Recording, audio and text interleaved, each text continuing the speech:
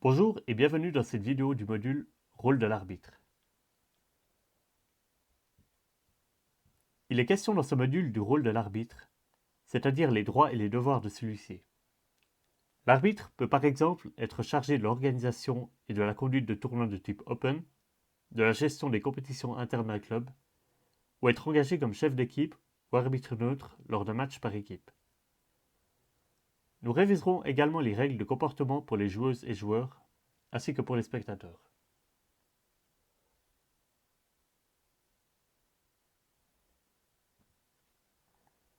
Intéressons-nous tout d'abord à la préface des règles du jeu d'échecs de la FIDE. Celle-ci précise que les règles ne peuvent pas couvrir l'ensemble des situations qui pourraient se présenter. L'arbitre doit posséder l'expertise nécessaire, une capacité de jugement saine et une objectivité à tous les instants. Des règles trop détaillées empêcheraient l'arbitre de prendre la meilleure décision dictée par l'équité, la logique ou des facteurs propres à la situation. Tout aussi important que la connaissance précise des différentes règles, l'arbitre doit comprendre la logique derrière celle-ci. Cela aide à prendre la décision la plus adaptée lorsqu'une situation n'est pas entièrement couverte par le règlement.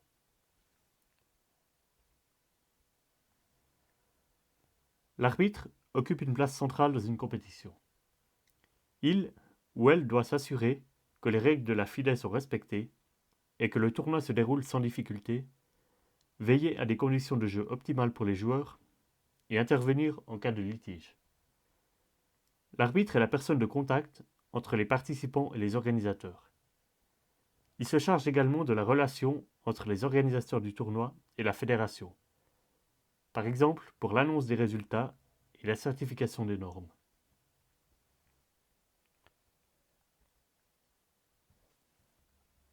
Considérant plus en détail les devoirs de l'arbitre prévus par les règles FIDE, voir l'article 12, celui-ci doit s'assurer que le tournoi se déroule dans un esprit de sportivité, notamment en appliquant les mesures contre la tricherie, mais un module de secours est spécialement dédié à ce sujet, et que les joueurs ne soient pas dérangés par le comportement de leur adversaire, les conditions de jeu de la salle ou des dysfonctionnements dans l'organisation du tournoi. Les personnes avec handicap ou malades doivent recevoir un soutien particulier. Il est important que les arbitres surveillent les parties, mais en intervenant uniquement lorsque cela est nécessaire. Il est par exemple interdit d'indiquer au joueur le nombre de coups ou s'il a oublié d'appuyer sur la pendule. Afin d'observer le plus de parties possible, par exemple en side note, les arbitres assistants peuvent être engagés. En cas d'irrégularité, les joueurs ou spectateurs concernés sont sanctionnés. Les spectateurs n'ont pas le droit d'intervenir directement dans une partie, mais peuvent informer l'arbitre lorsqu'ils observent une irrégularité. L'article 12.9 est très important et liste les différentes sanctions possibles par niveau de sévérité. Intéressons-nous maintenant au comportement général que l'on attend de l'arbitre. L'arbitre doit naturellement faire preuve d'autorité et imposer le règlement, mais doit dans toutes les situations rester respectueux et digne envers les joueurs, spectateurs, etc. Une attitude irrespectueuse de la part de l'arbitre, par exemple perdre ses nerfs face à un joueur dans une situation tendue, ou dénigrer une personne, etc., n'est en aucun cas acceptable. Nous rappelons que l'arbitre porte une grande responsabilité dans la réputation d'un tournoi et de ses organisateurs. Sanctionner le respect de la personne fait partie du rôle de l'arbitre, mais manquer de respect envers des joueurs ou spectateurs peut avoir de sérieuses conséquences sur la réputation de la compétition. Le rôle des arbitres est d'observer autant de parties que possible. Ils ne peuvent pas être partout à la fois, mais cela minimise le risque de mauvaises décisions dues à un manque de connaissances sur ce qui s'est réellement passé sur l'échiquier. Pour cela, il est important d'avoir un esprit d'équipe et une bonne coopération avec les autres arbitres. De manière générale, l'arbitre doit montrer une grande responsabilité de sa fonction. Il n'est pas acceptable d'arriver en retard, d'avoir une apparence négligée, par exemple dans l'habillement, ou de lire un livre en laissant les parties sans surveillance. Les décisions de l'arbitre, ainsi que les manipulations de pendules, doivent être correctes et rapides. Les joueurs ne doivent pas attendre longuement que l'arbitre corrige l'état de la pendule ou cherche une réponse dans le règlement.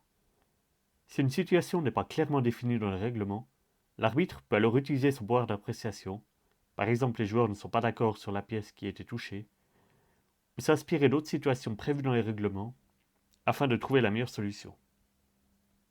Les comportements irréguliers sont sanctionnés de manière proportionnée selon le règlement. Cela nous amène au point suivant. L'article 12.9 des règles de la FIDE définit une liste de sanctions possibles. La plus légère consiste à avertir le joueur ou spectateur fautif en mentionnant les sanctions possibles en cas de récidive. En ultime recours, généralement en cas de violation répétée du règlement, une exclusion d'une ou plusieurs rondes, voire du tournoi est possible. Les sanctions sont fixées par le règlement selon les situations ou sont décidées par l'arbitre qui utilise son pouvoir d'appréciation. Les sanctions prévues par le règlement sont traitées en détail dans le module sur les règles du jeu de la FIDE que nous vous invitons à visionner. Les mesures listées dans l'article 12.9 sont prises directement sur place par l'arbitre. Il est toutefois possible, en cas de situation particulièrement grave, qu'un joueur soit dénoncé à une commission disciplinaire qui peut par exemple prononcer des suspensions de compétition durant une certaine période. Dans le cas particulier, une sanction peut être décidée après la fin de la partie, par exemple, si l'on peut démontrer qu'un joueur portait un appareil électronique sur soi durant une partie. Dans un tel cas, celle-ci est automatiquement gagnée pour le joueur adverse, peu importe la position ou si la partie s'est terminée avant la constatation. Un tel joueur sera généralement exclu du tournoi et dénoncé à la fédération nationale ou internationale. La majorité du temps d'arbitrage est passé à suivre et observer les parties. L'arbitre ne doit intervenir dans une partie que lorsque cela est nécessaire, suite à une observation ou réclamation. Une intervention est notamment requise dans les cas suivants: une pendule mal réglée ou défectueuse, la chute d'un drapeau, la décision de l'arbitre dépend alors de la position et du nombre de coups joués, des litiges, des coups ou positions illégaux, ou une position initiale incorrecte. Pour plus de détails, nous vous renvoyons au module sur les règles de la FIDE ainsi qu'aux articles correspondants du règlement. Certains droits ou compétences sont également donnés à l'arbitre. Dans certaines situations, l'arbitre peut approuver l'aide d'un assistant si un joueur est dans l'incapacité, par exemple, de déplacer les pièces, utiliser la pendule ou noter la partie de manière autonome. En général, 10 minutes de réflexion sont retirées aux joueurs nécessitant un assistant. Toutefois, une réduction du temps est interdite en cas de handicap. L'arbitre peut refuser une nulle par accord mutuel si le règlement du tournoi requiert un nombre minimum de coups avant une telle proposition. L'arbitre peut également corriger un résultat erroné après la partie, même lorsque les feuilles des deux joueurs ont été signées.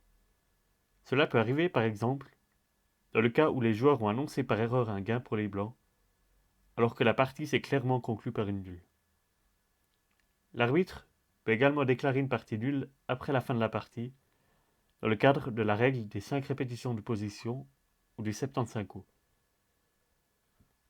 Si l'un des adversaires souhaite quitter la zone de tournoi durant la partie, respectivement la zone de jeu lorsqu'il est au trait, il doit au préalable en demander la permission à l'arbitre. De même, un joueur souhaitant porter un appareil électronique durant la partie, pour raison médicale par exemple, doit en faire la demande à l'arbitre avant le début de la partie. Certaines décisions en relation avec la pendule sont également sujettes à l'appréciation de l'arbitre. Il ou elle peut décider avant la partie de quel côté la pendule est placée. En règle générale, elle est placée à la droite des noirs. Dans le cas d'un défaut de la pendule ou s'il faut revenir à une position antérieure en raison d'un coup illégal, le temps de réflexion à donner au joueur est défini par l'arbitre selon son meilleur jugement. Dans un tel cas, si le temps restant des joueurs ainsi que le nombre de coups joués a été noté régulièrement par l'arbitre durant la ronde, cela peut faciliter la prise de décision.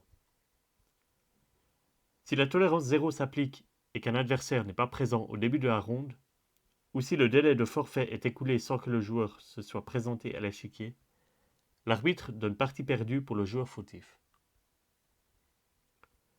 En side note, Dans le cas où les deux joueurs ne notent plus les coups, l'arbitre peut demander à des assistants de s'en charger jusqu'à la chute du drapeau.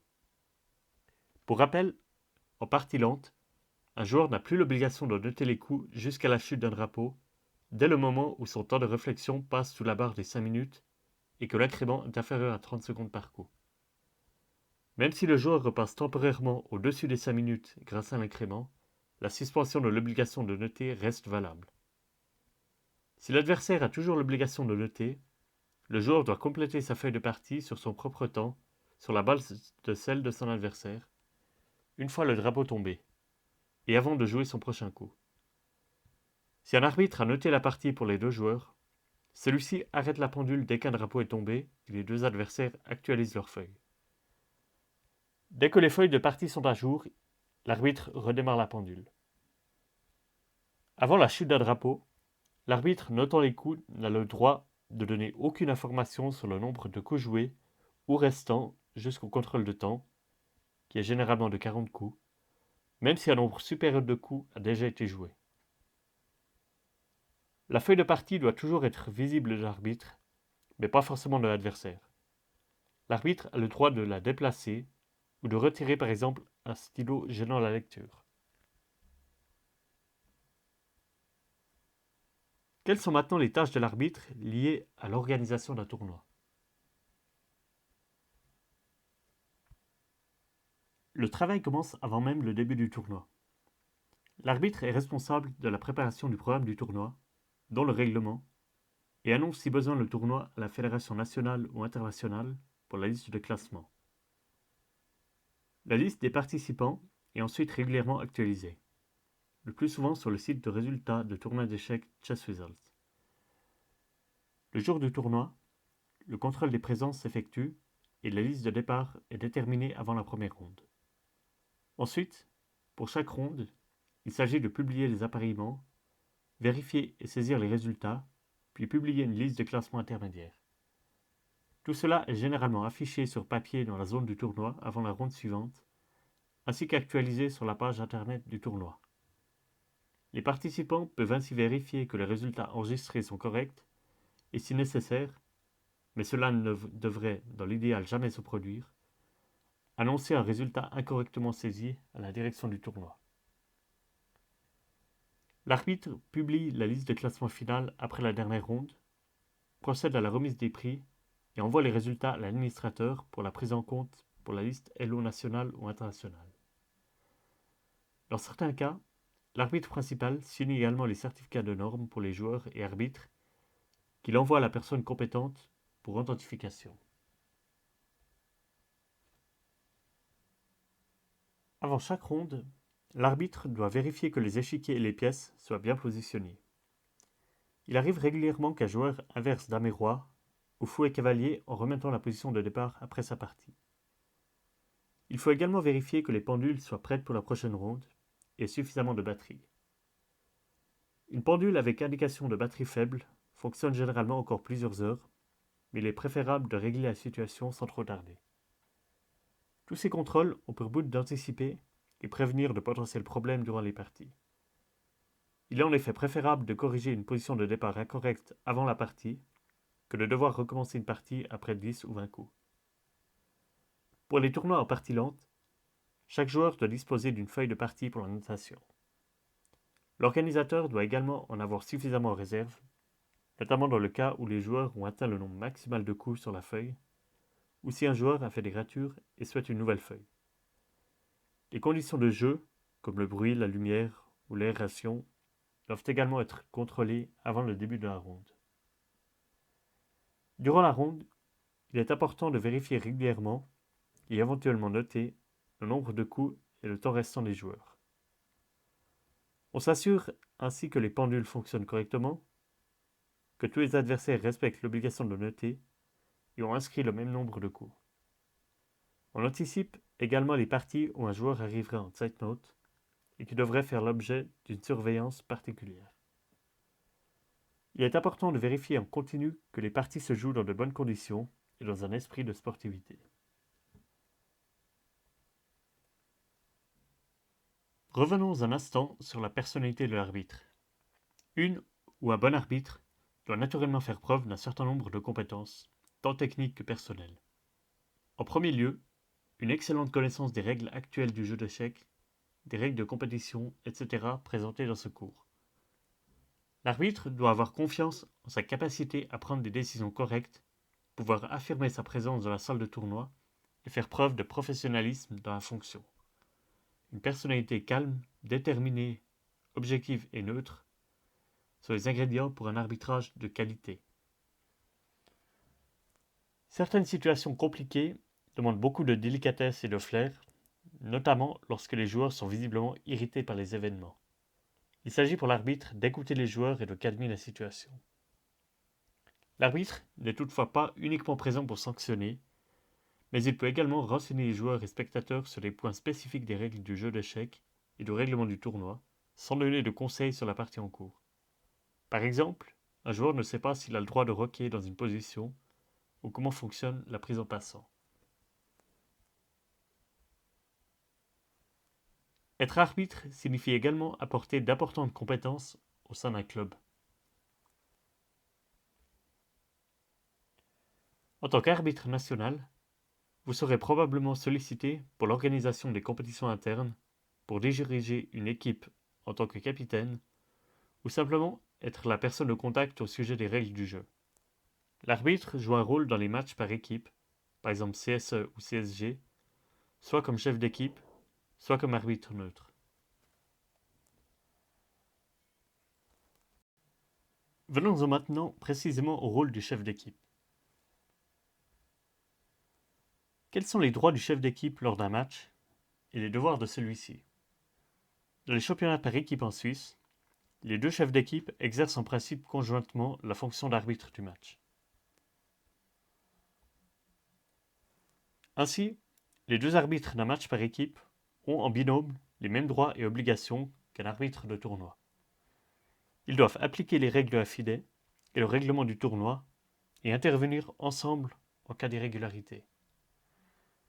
Si un joueur conteste une décision, il peut poursuivre la partie sous protêt et transmettre si nécessaire le cas à la direction du tournoi après la rencontre.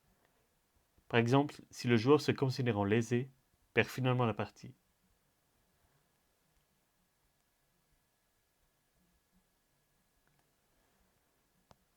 Les chefs d'équipe, et donc arbitres, doivent être désignés avant le début de la rencontre et communiquer aux joueurs. En cas d'absence, un remplaçant peut être nommé. Si une équipe n'a pas de capitaine présent, les joueurs présents en nomment un.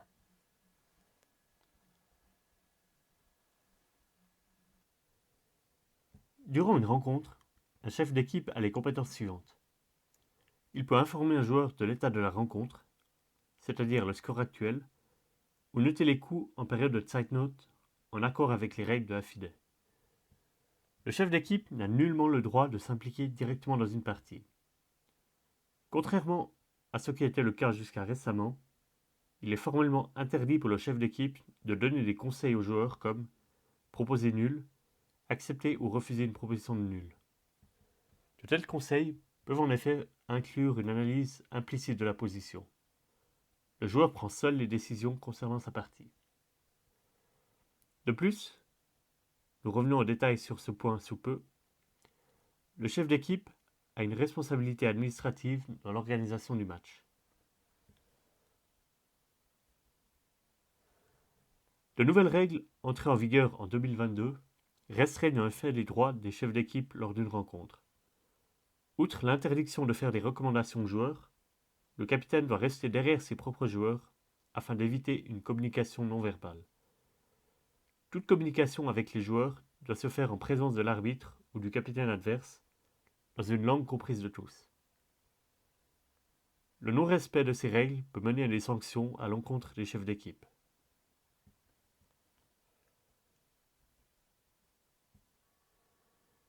Voyons maintenant les différentes tâches relatives à la préparation du match. Le chef d'équipe et arbitre doit maîtriser la manipulation des pendules et les règlements spécifiques du tournoi. Le premier responsable de la préparation du match est le capitaine de l'équipe recevante. Il est en principe familier avec le matériel utilisé dans son club et les mêmes modèles de pendules sont généralement utilisés dans tous les clubs de Suisse.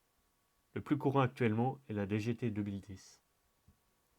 Si besoin, l'arbitre doit pouvoir consulter rapidement le manuel de la pendule ou le règlement du tournoi.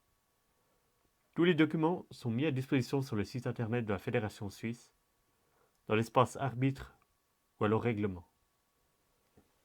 Des pendules de rechange ainsi que des piles doivent également être à disposition en cas de défaut d'une pendule. De plus, il est important d'avoir le numéro de téléphone de la direction du tournoi, par exemple CSE ou CSG, en cas de problème. Avant le début de la rencontre, il faut évidemment mettre en place les échiquiers et régler les pendules sur la bonne cadence en fonction de la compétition. Lorsque l'équipe adverse arrive, les deux capitaines échangent leur composition d'équipe et complètent leur propre formulaire de match. Il faut aussi vérifier que la qualification des joueurs, c'est-à-dire est-ce que le joueur est autorisé à participer, et l'ordre des joueurs respecte le règlement. La rencontre peut alors débuter. Le capitaine de l'équipe recevante accueille les joueurs, donne les dernières informations et les pendules sont mises en marche. En CSE et CSG, le délai de forfait pour les joueurs absents est d'1 heure à compter du début du match. Après le début de la ronde, il convient de vérifier que toutes les pendules sont démarrées et fonctionnent correctement. Il est utile, par exemple toutes les 30 minutes, de noter le nombre de coups et le temps restant des joueurs de tous les échiquiers. Cette information peut faciliter la prise de décision de l'arbitre pour le réglage de la pendule, dans le cas où une reprise de la partie depuis une position antérieure est nécessaire. L'arbitre ou le chef d'équipe ne doit intervenir qu'en cas d'irrégularité. Réclamation, observation d'un comportement fautif, ou discussion entre joueurs par exemple. Il reste sinon à distance. Il est très important de rappeler l'interdiction de faire des recommandations aux joueurs, notamment concernant les propositions de nul.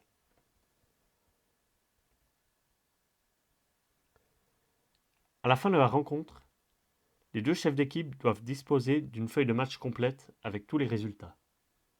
D'éventuelles réclamations ou violations des règles doivent également être consignées. Les capitaines signent la feuille de match et les résultats sont transmis au directeur de tournoi selon la procédure réglementaire. Par téléphone, saisie en ligne, etc.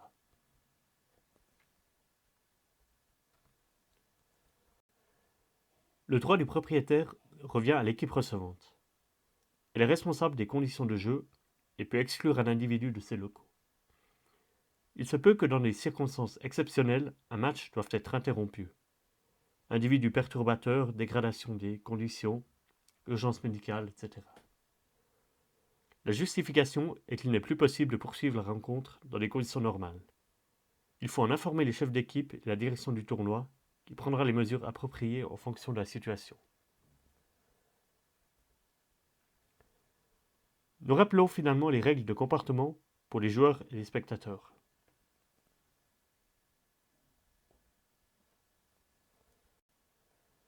Les règles de comportement des joueurs sont précisées dans l'article 11 des règles de la FIDE.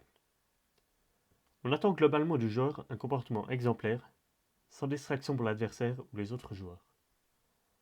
Un joueur ne peut pas quitter la zone de tournoi, hors salle de jeu, toilette ou kiosque, sans l'autorisation de l'arbitre. Un joueur au trait doit avoir la permission de l'arbitre pour quitter la salle de jeu. Toutes sources d'informations et appareils électroniques sont naturellement interdits pendant la partie, sauf si autorisation spéciale de l'arbitre, pour dispositifs médicaux par exemple. En cas de reconstruction d'une partie, pour réclamation de nul ou coup illégal, les joueurs en sont responsables sous la supervision d'un arbitre. Un joueur ayant terminé sa partie devient spectateur et doit suivre les mêmes règles que ceux-ci. Les participants doivent de plus avoir une tenue adaptée au tournoi et ne pas manger à l'échiquier. À quelques exceptions près, des petits snacks ou une banane sont généralement autorisés, du moment que cela ne fait pas de bruit et ne provoque pas de saleté. Concernant les spectateurs, ceux-ci ne devraient pas rester dans la zone de jeu durant les rondes. Ils ont la possibilité d'informer l'arbitre d'irrégularités, mais ne peuvent pas intervenir directement dans les parties. Les appareils électroniques ne sont pas admis dans la salle pour les spectateurs, sauf autorisation spéciale de l'arbitre. Dans les autres zones du tournoi, une attention particulière est requise afin de prévenir les cas de tricherie, comme ordinateur portable et contact avec un joueur. Selon le règlement des compétitions filets, concernant principalement les compétitions de haut niveau, et sauf si le règlement interne d'un tournoi en décide autrement, seuls les photographes accrédités et les appareils photo silencieux sont autorisés dans la salle. Les flashs sont autorisés durant les 10 premières minutes de la première ronde, puis les 5 premières minutes des rondes suivantes. Nous sommes arrivés à la fin de ce module sur le rôle de l'arbitre, et nous vous remercions pour votre attention.